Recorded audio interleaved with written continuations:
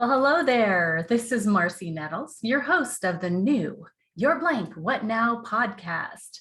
I'm super excited to be coming to you today for the first episode. This is really going to be a conversation about the birthing process of this podcast. So today I'm actually really blessed to have a co-host that is actually going to be doing the interview process.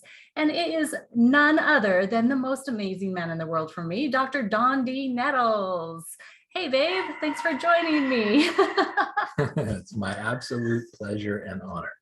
Well, I'm super excited for you to help me paint the picture for everybody that will be listening to this podcast to really understand where it came from, why we're doing it, and the vision and kind of where that vision came from. So can you help me out with that? Absolutely. So Marci, let me ask you something. Uh-oh. You're a podcast host. I am. What now? I know, right? I never thought that this is something that I would be doing, but thanks to you, here I am. Well, and you've got an amazing story of your own. You've got a very compelling story, and you have just this energy and I don't even know what to call it, superpower about you, that you bring your compassion, you bring your empathetic spirit, and you are able to facilitate people being vulnerable, transparent, and courageous in telling their stories. And you've become a master at that. And I think this is just the next progression of now having your own official podcast platform to do that, to take it to a higher level. And so let's talk about you. You know, it's interesting because I really think that life is just a bunch of stories strung together. It absolutely is. It is. And I've learned, and you know what, now that I'm 50, I'm not afraid to say it, I'm 50. I can look back on life and I can see that I've gained some wisdom through those stories. So yeah, I'd love to talk about them. Awesome. Well, let's talk about first, let's get into the elements of your story and the kind of the things that maybe formulated your identity. And I don't know how deep you want to go into this, but I think it would be really great to just be vulnerable. You're the host and you're going to be asking people to be vulnerable and tear off some layers that they probably haven't talked about in a while. And some of them are going to be extremely vulnerable and probably even difficult. So let's just get into a little bit of vulnerability with you, if you don't mind. Okay. So tell me a little bit about your upbringing, family life. Do you have siblings? If so, what's your birth order? Just let's start there. It's a great place to start.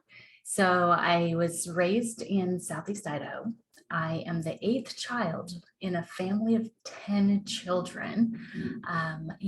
My mother had 4 boys right off the bat, and she was really kind of bummed. She wanted a daughter so badly. And so, she got down on her knees and she prayed, and she had a dream. She had a dream where she saw herself encircled by 6 girls. And so she believed that there was 6 daughters that were waiting for her to be their mother. And so she, at the time, was not in a great relationship. My parents did not have a loving relationship. They did not have a partnership in any form of the matter. But my mother wanted those daughters, and she stayed with my dad clear until she had the last one, the 6th daughter, because she had 4 boys in a row, and then she actually had 6 girls right in a row. And it was interesting though, because there's gaps in the time that she had these daughters. She had the first 3 pretty quickly, and then there was a 5-year gap before I was born. And then my sister, just younger than me, was only 18 months later, but then there was another pretty big gap before our youngest sister was brought into this world. And it's my understanding that my mother had several miscarriages along the way before she was able to fulfill that 6 daughters.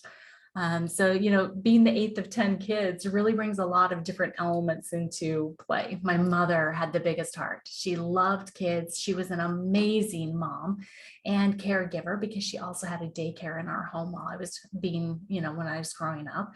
So we had upwards to 30 other kids in our house at one time, to where she was teaching them how to read before they'd start kindergarten.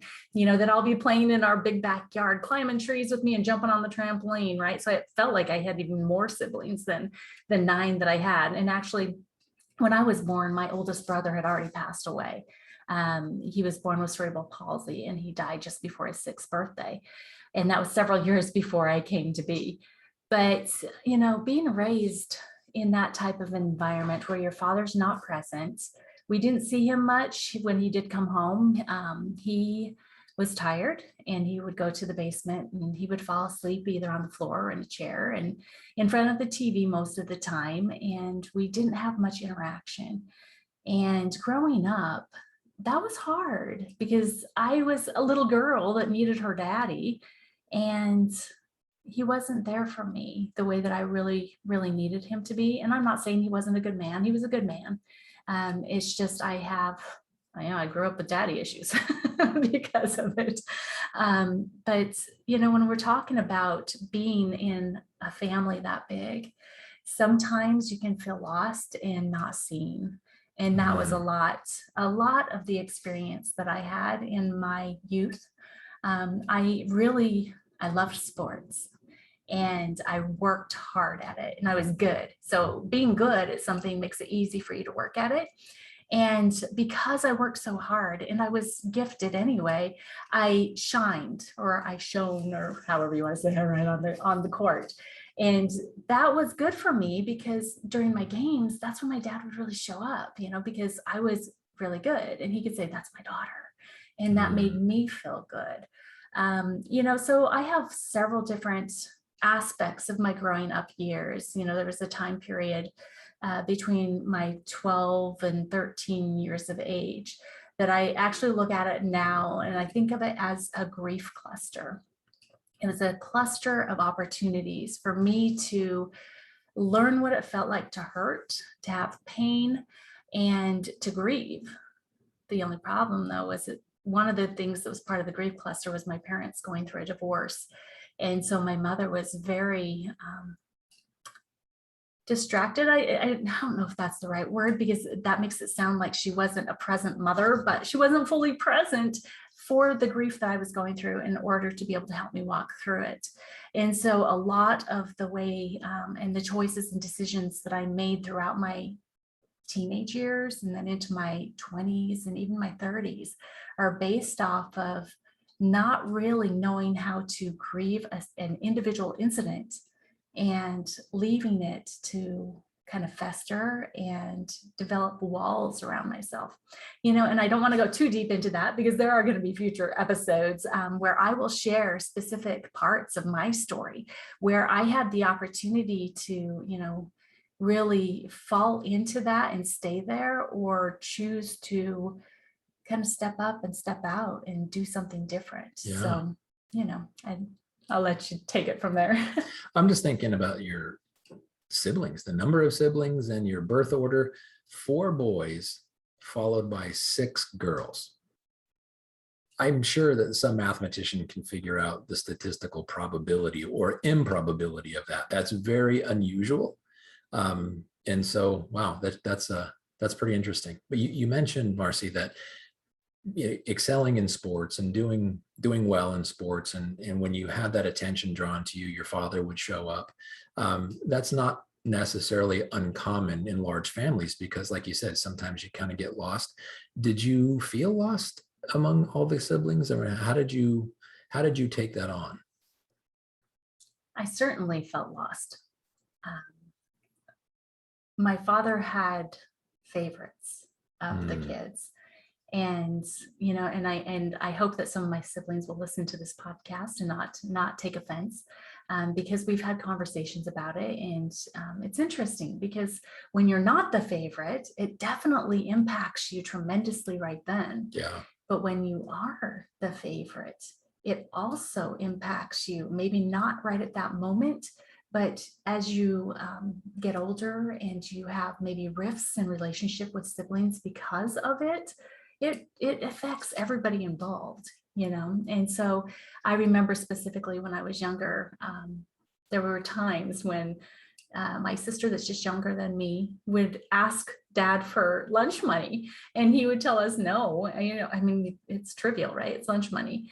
But then we would send the baby of the family to ask for lunch money, and he would give more than enough for all three of us to her, right? And so we actually started to manipulate that and use, and I actually have to apologize. I'm so sorry, sis. I love you. But yeah, we used that a little bit when we were younger, because that's the way that we could get what we literally needed, right? From our father. It was interesting. It was interesting. Family dynamics are interesting. And I think the listeners will share this, is that we're a blended family. I have 2 biological children. You have 2 biological children. We're a blended family. And guess what? Now we're birthing something together. We're birthing this podcast together. Hers and ours. Your first episode of your first podcast is ours. That's awesome. Yes, I know. That's right? hilarious. But to that, you mentioned that your mom, with that you kind of didn't know whether distracted was the appropriate word, with the daycare and other siblings in your house, and her ability to recognize when you were going through your grieving process at a young age. And I think now, as parents, we can both look at similar situations and wonder if it's just maybe the difficulty of being able to relate when you have other things in life that are taking your bandwidth and your attention span, and being able to recognize something that may be happening, especially when the child isn't really talking much. And that's now for us, we experience that with our younger kids and our older kids too. Sometimes we don't read minds, but being able to have parental perception on things, I think there is such a thing. But then on other things, depending upon how traumatic or difficult it is to deal with, I think there may be somewhat of a departure. So did you ever have any aha moments when you became a parent yourself, looking back at some of the things that happened in your family? It's like, okay, now I get that.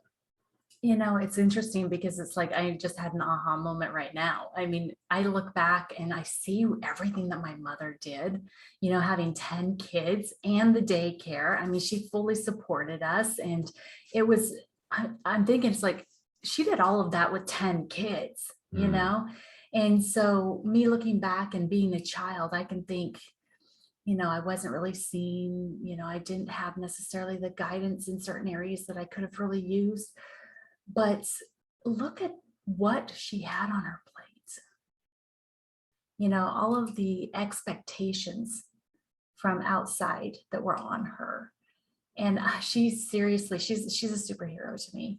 And so it's like, I look at our lives and look at, between us, we only have 4 kids, right?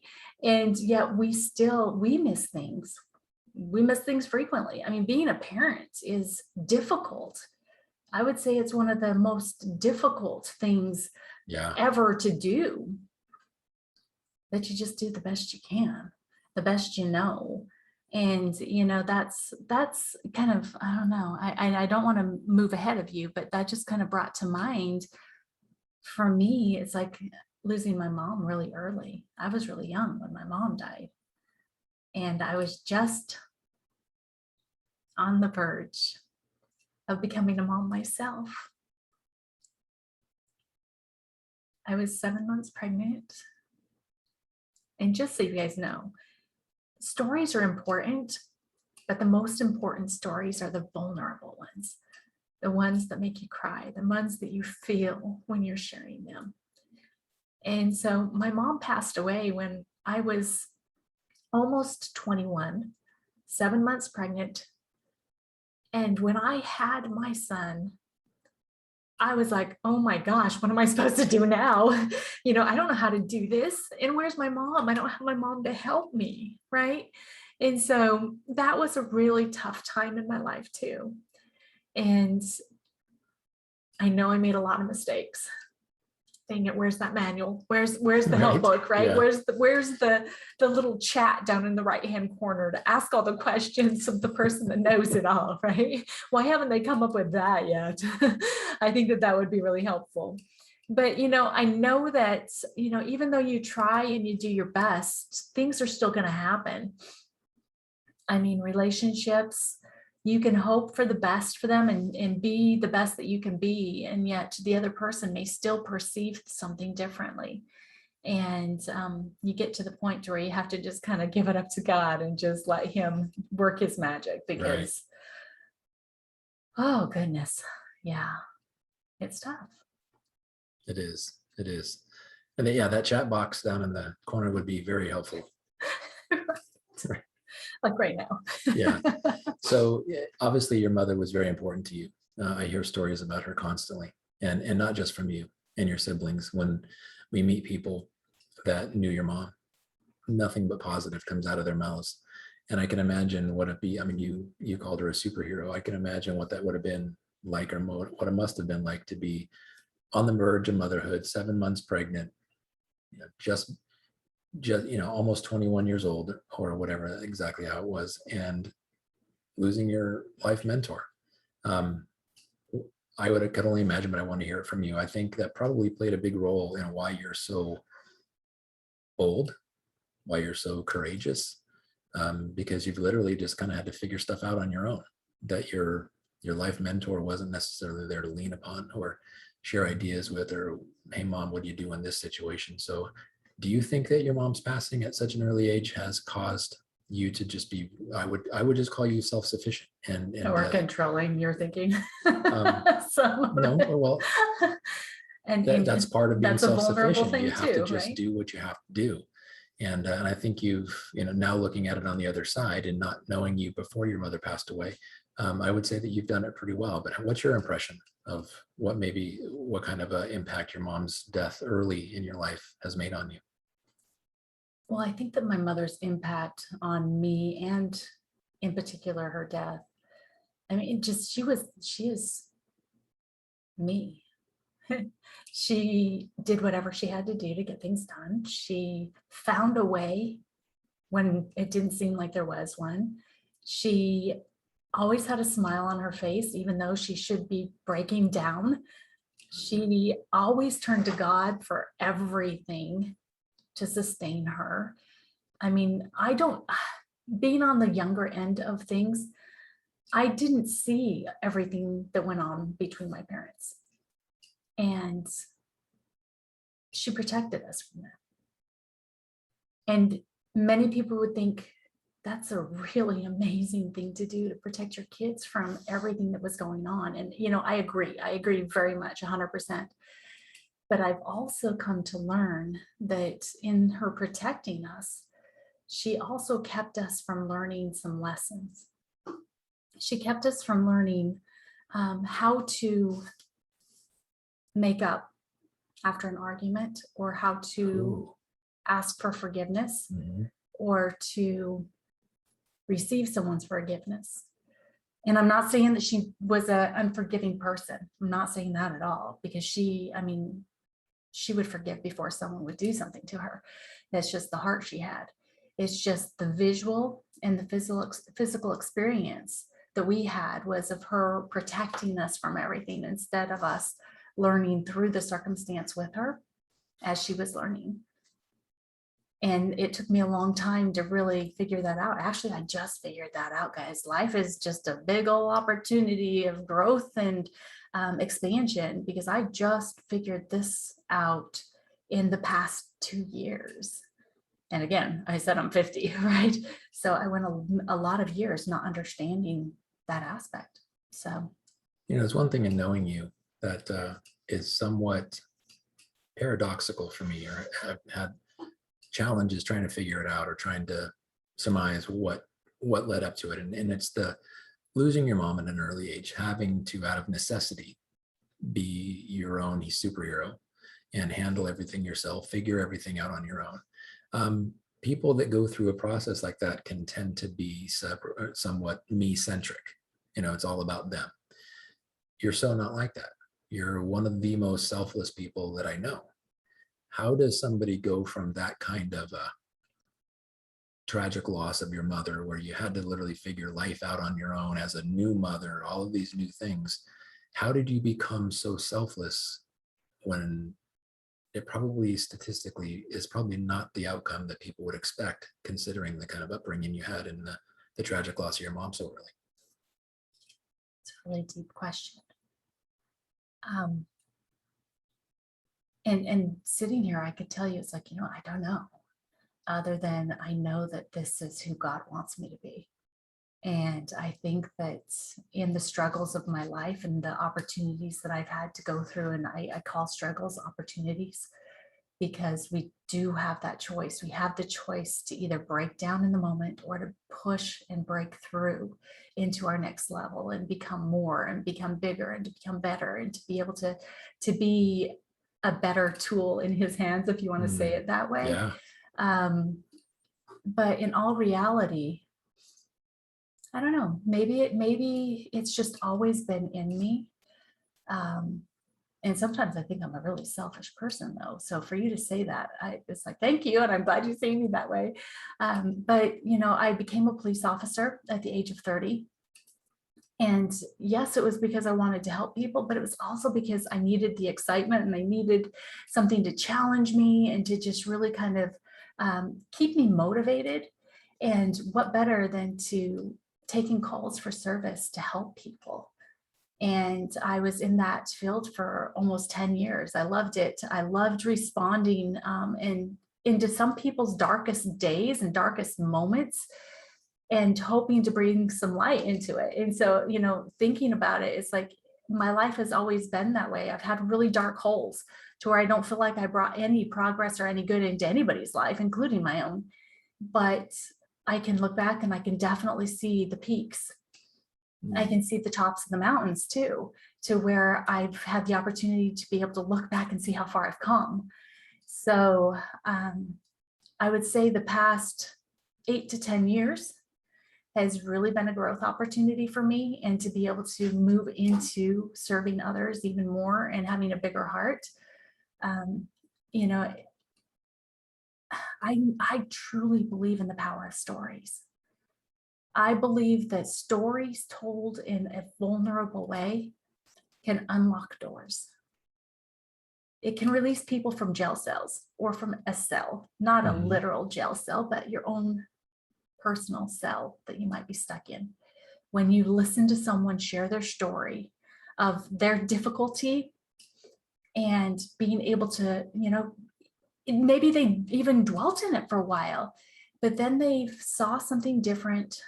Their mind was opened up, their heart was opened up, and they decided to move forward doing something different than what they had been doing before. Because if they keep doing the same thing that got them what they had, and if they don't want it, why do you keep doing the same thing over and over again, right? I mean, Albert Einstein, doing the same thing over and over again, expecting a different result is insanity. And so I would say that for the first almost 40 years of my life, I was living an insane life. And I was doing a lot of the same things over and over and over again, having the same thoughts specifically about myself over and over and over again that were getting me negative results. They were not getting me the abundance that God has for me. But at the end of that police career, I was in a car accident on duty where I was stopped for an ambulance that was crossing the road, and the lady behind me was distracted and she hit me going about 60 miles an hour. And I ended up with a brain injury and several herniated discs that required spine surgeries and left me unable to be a police officer anymore. And I went through a complete identity stripping. And I kind of lost myself for a little while. I was on a lot of prescription medication to help with the pain. My kids were teenagers at this time, and mom was never present for them. Yeah. And I mean, even to this day, I'm learning of things where I, in their minds, failed them. Even though I wasn't aware of what was going on, I didn't even know. And I got to a really, really tough spot to where the combination of losing my career, losing my income, losing my mind, literally, being in a lot of pain, having teenagers that I couldn't help. I was in a marriage that was already struggling. We went through a divorce. We lost a house, and I could probably go on and on and on, but I ended up on more prescription medication that had warning labels on it this time that said may cause suicidal tendencies. And I actually had 4 suicide attempts. It's not because of who I am as a person. It's the totality of the circumstances that I found myself in. And prescription medication, all it is a Band-Aid, guys, and generally it's not a good one. Where it led me was a really dark place. But any time that you find yourself in darkness, just know that the promise is that light is just around the corner. You know, just like in seasons, spring always follows winter. Just like in days, morning always follows night. That if you're in a dark place, there is always hope. There's always a solution. And there's always someone on the path ahead of you that can show you how. And that's why stories are so important, because they can actually be the roadmap for someone that's in absolute despair to be able to walk through their chaos and end up into their ultimate joy. That's beautiful. Yeah. It was interesting because I didn't really learn that until after that accident, after my suicide attempts, and after I was introduced to something that I never thought I would be involved in, and that's network marketing, guys. A lot of people don't understand what it is. And maybe they're thinking about like the old format of network marketing, because there was a lot of things that were done not real great, and it put a bad taste in a lot of people's mouths. But when I talk about network marketing, I talk about people sharing stories of being in a place where they were desperate. And most of the time they were down on their knees and they were asking God, it's like, you know what? I need help. I need something different. This is what I need. And when the answer came to them, it may not have looked exactly like what they thought it would be, because it was a network marketing opportunity and they probably had the same thoughts that many of you are having right now. But what happened was they had hope for the first time, and they decided to do something different. Because that's the thing, again, if you truly want change in your life, and if you're truly in a bad place right now, you can't be happy just sitting. You've got to be willing to get to your feet and start moving in a different direction to get something different than what you've always got. So I'll always be forever grateful to my dear friends that introduced me to network marketing, and then to the people that very vulnerably started sharing their stories of their breakdown to breakthroughs, that ultimately gave me hope to be able to move forward and to be able to have a new purpose.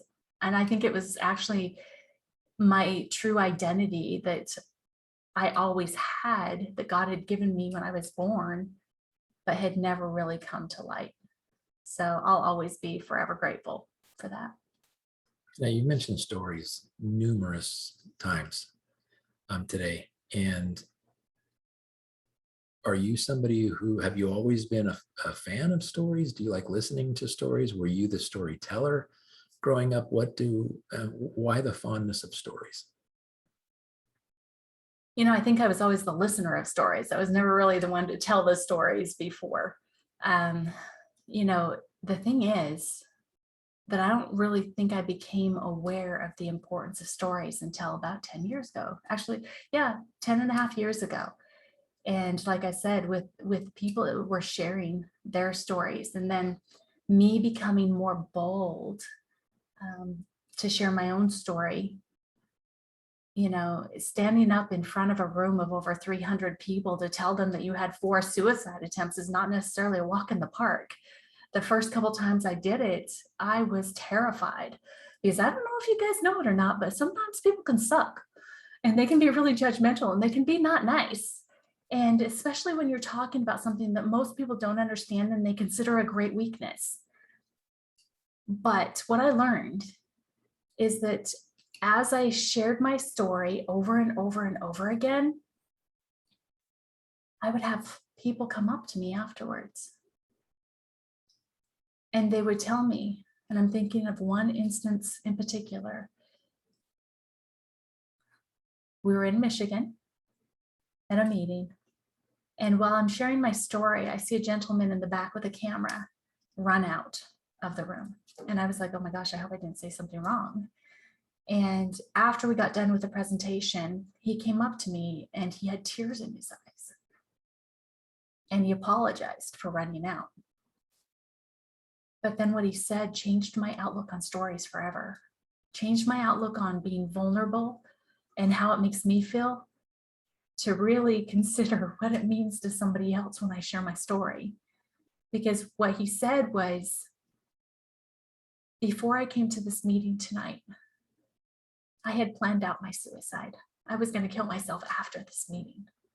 The only reason I'm here is because a friend of mine asked me to come and help. But because you shared your story, I'm not going to do that. You gave me hope. And when you hear that enough times, it's significant in your outlook and what you start to think is important. Judgment from others that don't understand doesn't faze me anymore. It's the hearts and the lives and the generations that you can actually impact by being vulnerable and sharing anyway that matters. And so I have no idea how many times I've shared my story. I have no idea how many times I will have the opportunity to share my story in the future. But what I will tell you is that every single time I have the opportunity, I will share it. Yeah, it gives people the ability to take their own inventory when they're listening to somebody who has the courage to be vulnerable and to be that transparent, especially the difficult things. We live in a world that is very unreal in many ways, that we have a tendency to compare our blooper reels to other people's highlight reels and feel bad about ourselves as a result of that. And it's a very common thing to do, and it's a very destructive thing to do. And when someone has the courage to show their blooper reels and be real and be vulnerable and transparent, it gives other people permission to do the same thing. And also, you mentioned a jail cell, gives them the key to reach through the bars, put the key in and let themselves out if they're willing to. It's not always easy. In fact, it's rarely easy, but it gets easier as you do it and as you come to grips with the reality of it and the impact of it and the potential of it. So I want to say, I've said brave, or courage, but I think it's also brave, Marci. I think that you have shown extreme braveness in doing that. And I knew part of your story as we met, but the more I learned about you and how courageous you are and how selfless you are and how truly committed you are to helping other people level up their lives, I fell in love with that before I fell in love with the physical attributes that you have. Later fell in love with those too, but I just think you're an amazing human being, and I'm really blessed to be able to interview you here on this first episode. And I'm absolutely certain that many, many, many, many lives are going to be changed from this podcast. I think it was a total godsend. It absolutely was. We know it was. Yeah, we know it. We haven't really even talked about how it came to be yet, and we're still kind of talking about you. But I would really like to transition to, how did this podcast come to be? Because it came together very quickly, and it was just almost like it kind of reminded me of an Olympic ping pong match, that it was just back and forth, back and forth, back and forth, high energy, high action, and a lot of positive emotion. And we were kind of buzzing by the time we kind of looked at each other and said, almost, did that just happen? Yeah. So let's talk about that. It's really interesting because there's a couple different instances that I can think about on what really led to this podcast. And before we talk about those two, the first one was, you were a pest. You were constantly coming after me and saying, Marci, you should do a podcast. Marci, you should be a podcaster. You should really learn how to do this. You should really do it. And I was scared. Just like most people are. I mean, gosh, I'm not the only one that's been scared before, am I? I mean, it was something I had never done before. I had no idea where to even start. I doubted myself in whether or not I could do it and actually do it in a way that it would be good and anybody would even listen. And so I kind of kept pushing back against it. I pushed and I pushed and I pushed. Yes, you did. Yeah, I did. You came to me so many times. But the two things that really came to mind just now about, you guys will come to know really well that I am a believer in my Lord Jesus Christ. I love him, and I know he loves me, and I know he loves every single one of you that's listening. And I believe that an experience that I had this past, gosh, well, really, it's an experience that spans almost 10 years, but the solution came to us in February. I had been suffering from a lot of physical ailments, and we couldn't figure out exactly what it was. We take really good care of ourselves. We supplement, we activate, we exercise, we eat well, we try to get good sleep, all the things that you're supposed to do. But I was still having extreme debilitating back pain, and my memory was starting to fail me. And I was blaming it all on that car accident and the surgeries and the brain injury. But then we came to a point to where it had to be something more, because it was getting worse and it was causing more problems. And so we had all the studies, all the tests done, and it came out that I was perfectly healthy, and I should be completely celebrating that. But it always came back to, then what's going on with me? And we got down on our knees, and we finally went to God, which we should have done much sooner, and said, show us, what is it that's going on? Whatever it is, we'll figure it out. We'll deal with it, and we'll do what we have to do. We just need to know what it is. Yeah. And the interesting thing is just less than 2 weeks after that, I found myself in a Clubhouse room, which I had only been on Clubhouse for maybe 30 days. I didn't even know how to use it. And I found myself in a room called Breast Implant Illness. And there was women in there sharing their stories in such vulnerable ways. I mean, they're talking about their boobs, right? They're talking about their breast implants. And I sat there and I'm listening to these stories, and I was like, that sounds like me. That sounds like me. And I was like, God, is this it? And so in those stories, I was made aware of what was happening inside of my own body. And now, I mean, that has led me from being in a position to where I felt like I was dying to now I'm in a position that I'm healing and getting better and better every single day. But it was only because those women were vulnerably sharing their stories. And then we had also attended a Tony Robbins event. And if you've ever been to a Tony Robbins event, remember, he's not your guru, but he really kind of is.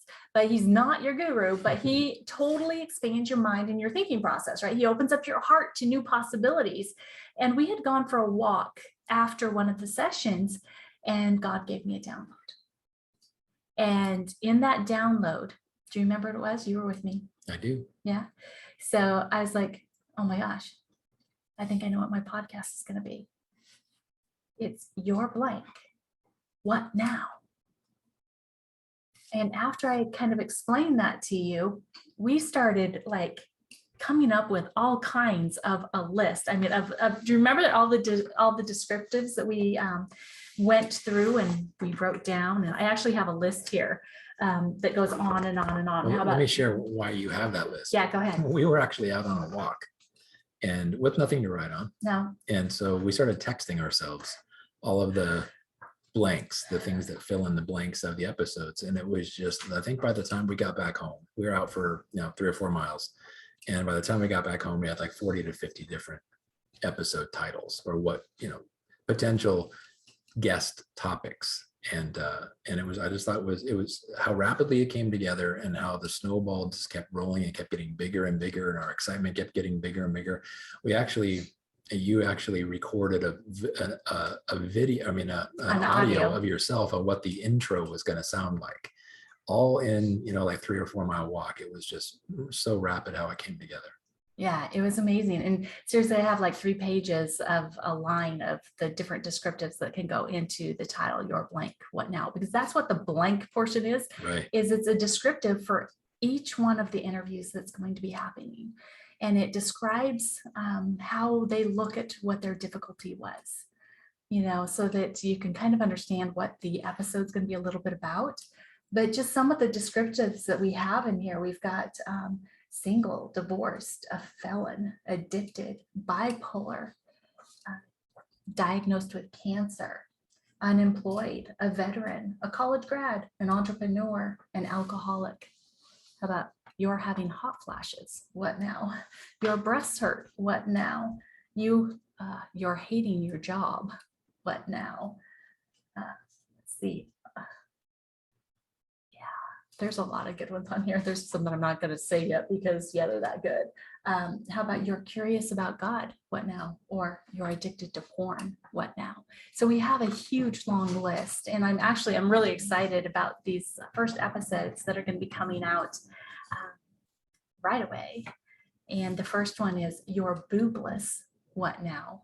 An amazing, amazing story. You've got to see that episode and hear that episode. And then the next one is you're unworthy. What now? I'm just so excited about what is happening with this because I know that each one of these topics is going to resonate. Maybe not with everyone, even if it just resonates with one. Remember, Jesus left the 99 to go and find the one. Yes, he did. It's as you're going through the list, and I was actually out of my peripheral vision able to see some of the entries on there. I think the more controversial the topic, the greater liberation is going to come out of the episode. And we're going to, it's your podcast, but I know that you're going to dive deep. I know you're going to have lots of input though. Well, I'll be a consultant. You'll be in an extremely supportive role like you always are. We'll be in the liner notes somewhere. But I know it's just going to be, I have such a good feeling about this because I know it was because it came so rapidly, because it came with such force and momentum. It was authored by God, totally. And just for you listeners, you guys can't see this, but if you see some of the audio files and some of the short video clips, when Marci talks about this, her entire body just lights up. And she becomes a different person. And I think you are so capable, Marci. You're so skilled in orating and getting your point across and being able to really empathize with people and relate to people. It's a significant talent that you have. I'm looking forward to where these episodes go and how many people are delivered by them. Thank you. And one of the things that I want to say about that, though, is it's like, I know that there's people listening right now that have a burning desire on their heart to do something, but they're afraid because they don't know how. And I have to thank you because it's like there for a while, it's like, you were like, I need you to help me do this. I need you to show me how to do this. I need you to do this. I need you, right? Which, yes, I absolutely need you all of the time. But what you did that was very empowering for me is that you started pointing.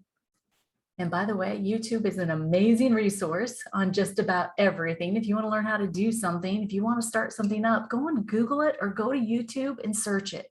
Because more than likely there is a video out there that will show you exactly how to do it, including how to put together a podcast on GarageBand.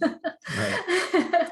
So thank you. Thank you for pointing, which ended up empowering me and just giving me even more ownership of this movement, because I believe it's a movement. This is not just a podcast. This is a movement of people becoming empowered to tell their stories in a vulnerable way, being more concerned about the people that are going to be hearing it, that it's going to impact, than the people that it doesn't matter to. So I'm super excited. I'm excited. Are you excited? I'm very excited for you. Yeah. And I just see nothing but positive coming out of this. I mean, you've already had so many episodes that you've already recorded, and I've been in the background listening to most of the interviews. You're getting so good at interviewing people and helping people truly tell their story.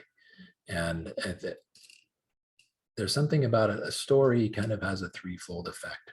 The person telling the story can watch by the people they're telling the story to's response, how it's landing on them, and being able to get a little more animated or change their intonation or become a little more active if people are falling asleep or if they're really starting to get into it. And then the person who's hearing the story, if it's a really compelling story, it's a story that takes them somewhere, it allows them or encourages them to use their imagination.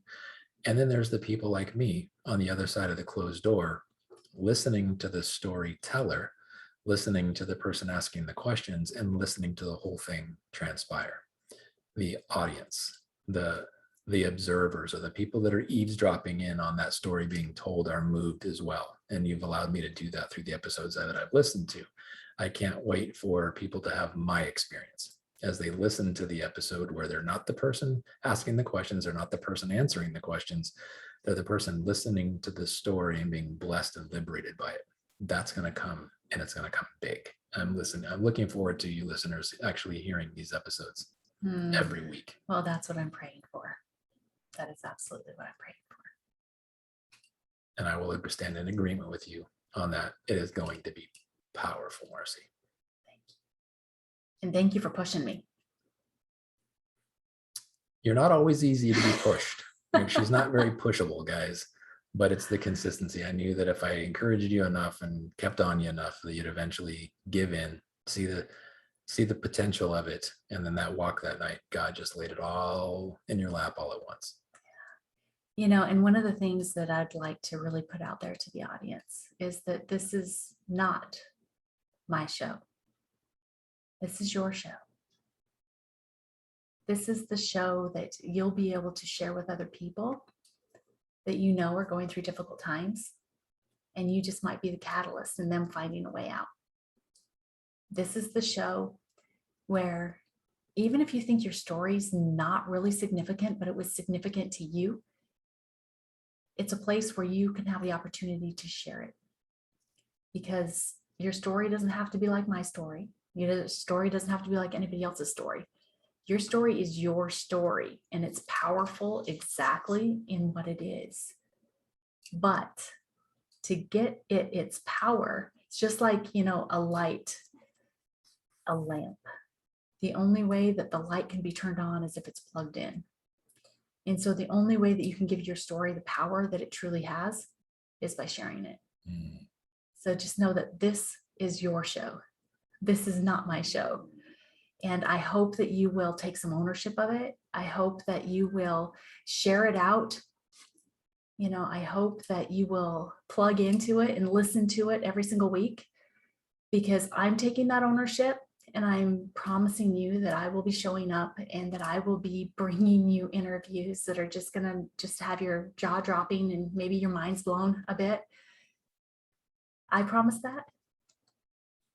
But I challenge you to take on your own responsibility with this in sharing the stories. So last couple of questions for you, Marci. Up to this point, we're now recording episode 1. You've got many episodes already recorded, you're about ready to release it. What in this journey so far has surprised you about yourself? So something that I was afraid of is actually quite easy. It's just a matter of doing it. Fear, oh my gosh, fear is so old-fashioned, guys.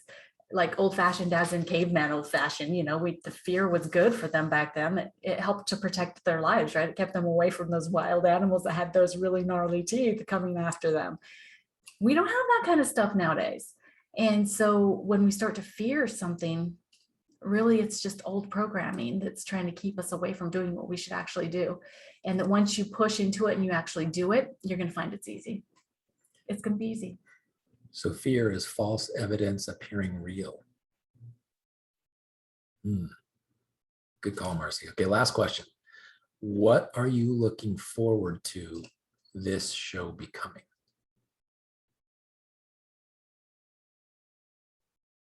This show. Exactly what God wants it to be. I want it to be everything that God wants it to be, and nothing more, nothing less. I want it to be a light that people gravitate to because they find hope, because it makes them feel empowered. We're not going to feel sorry for anybody, but we were absolutely going to reach in and reach down and lift up everyone that wants to be. So, the answer to that question is I just want it to be everything that God wants it to be. Keep doing what you're doing. That's definitely going to be the case, because you are so obedient. You're so welcome, Marci. So final thoughts. Final thoughts is I am just super excited to get this thing launched and get it into everybody's fingertips and earbuds. It's the beautiful thing about podcasts, guys. You can listen to these anywhere that you are doing whatever you're doing. It's available, super accessible, and you can find us anywhere. So all you have to do is plug in, guys, listen. And we are super excited. I mean, because this is episode 1. It's all the way up from here. And we hope that you will join us on this journey every step of the way, because it's going to be something pretty awesome. Can I be a little bold? Okay. Can I ask another question? Okay. Would you be open to, once you have many episodes under your belt, to have a follow-up interview and just ask some questions on looking back? Is it what you expected? What was surprising to you? What were some of the challenges? And where you've come from then? Because I would love to do that. Would you be open to that? Yeah, of course. Of course. As a matter of fact, along the way, I plan on having mostly interview-based episodes to where I have a guest with me, but I will also have episodes where I dive deeper into certain aspects of my life and the difficulties that I've faced and what I've learned and how I've moved through them and who I've become because of them. So absolutely, I would. You're going to peel off some layers of onion, huh? Oh, yeah. All right. Might get a little bit stinky up in here, but guys. Make our eyes water. Exactly. Well, thank you, Marci. It's been an absolute honor. I'm looking forward to seeing where this goes. Thank you so much for having the trust and confidence in me and asking me to interview you. Oh, absolutely. And I appreciate you interviewing me for this episode 1 of the Your Blank What Now podcast. And I'm super excited that it's, our first together child. Right. All right, guys. Thank you so much for listening. We appreciate you.